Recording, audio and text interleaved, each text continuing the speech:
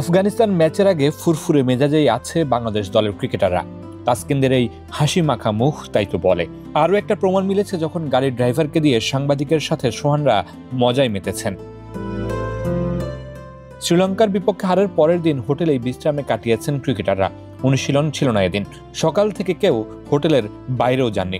বিকেলের দিকে বের হতে শুরু করেন ক্রিকেটাররা। মনোবল চাঙ্গা রাখতে ঘুরতে বের হন নিজেদের মতো করে। তাসকিন, তানজিম সাকিব, তাওহিদ হৃদয়, জাকির আলী অনিক, সোহানরা বের হন একই গাড়িতে।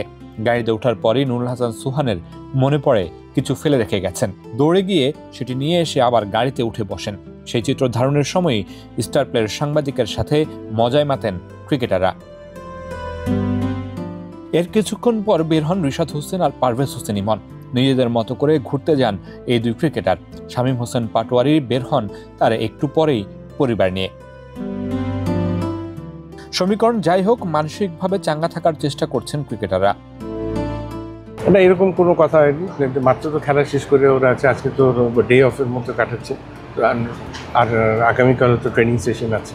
তো আমার মনে হয় যে প্লেয়াররা নিজেদের ভুলগুলো শুধরে আফগানিস্তানের সাথে সেরাটা দেওয়ার চেষ্টাটা করবে। আবুধাবির এই হোটেলেই আছে বাংলাদেশ দল।